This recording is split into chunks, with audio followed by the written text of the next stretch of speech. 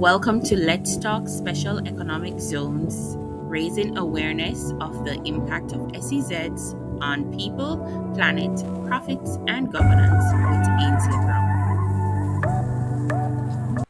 Hi, welcome everyone to another episode of Let's Talk Special Economic Zones. I'm your host, Ainsley Brown, and in today's episode, we're going to examine ways to strengthen the linkages between the special economic zones and the rest of the economy.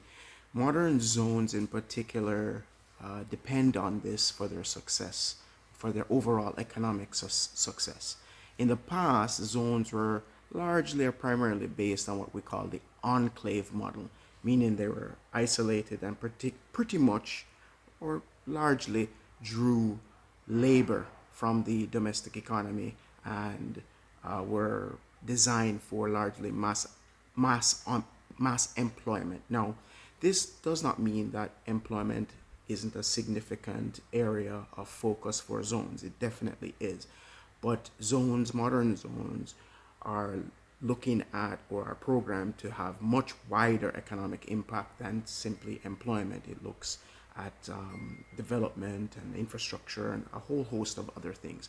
Now, zones, and I always do this for every episode, zones, whatever you want to call them, free zones, free trade zones, enterprise areas, industrial parks, whatever you want to call them, it's the same thing. What it is a designated geographic area by a government that has put special rules, particularly around tax incentives, fiscal incentives, um, incentivizing and attracting investors, whether local or foreign, to come into the zone and do their economic activities.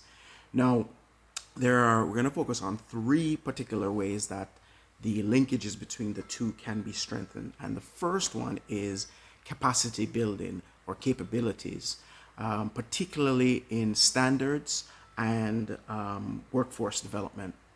And in fact, I should go beyond workforce development because it also extends into managerial techniques. These things become vitally important because the companies that function in the zone typically function at a global or international standard.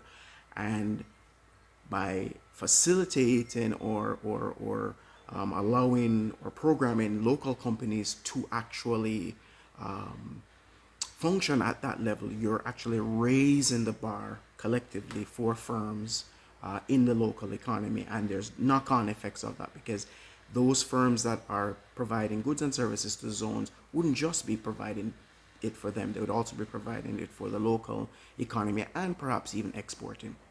So that's one way that's important. The second way is addressing the asymmetry of information or lack of information on both sides. When you attract particularly foreign direct investment, you can't assume that they know your country or know about your country, right? They may know a bit, they know enough to come and invest, but they don't know who the local plumber is and what their standards are and work ethic and even where to find a plumber. They don't know where the local supplier of tomatoes, if it's a tomato ketchup factory, they don't know who the players are. So by bringing or creating a platform, typically electronic platform, to almost like a Angie's List, Craigslist kind of thing, as an example, where people can be listed, people can be ranked, particularly ranked by people that have used them. That sort of thing will help with linkages, and you address the information. And the lack of information is on both sides because the investor doesn't know, and then also the local person does not know either because they don't know what's going on in the zone and what goods and services they could perhaps sell to the zone. The third way, and this gets into the fiscal side of things, the fiscal incentive side of things, is to, as an example, use a country's value-added tax. So you remove value-added tax, for example, on purchases from the domestic economy, incentivizing them the zones to actually buy from the domestic economy. And in some instances, and it, or hopefully most instances, actually would make it more enticing and more and cheaper than importing these items. One a good example of how this can be done in terms of using fiscal incentives is what Costa Rica does. Costa Rica sets a number. I think it's about 50%.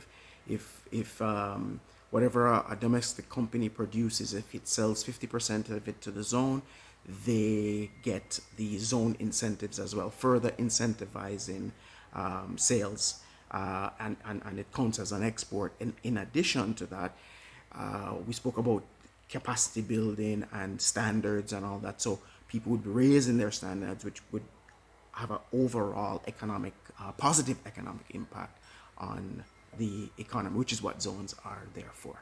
All right. So if you liked this episode, please like, share, subscribe. If you want to see me do a particular episode, just leave me a comment down below and I'll get right back to you. Bye for now.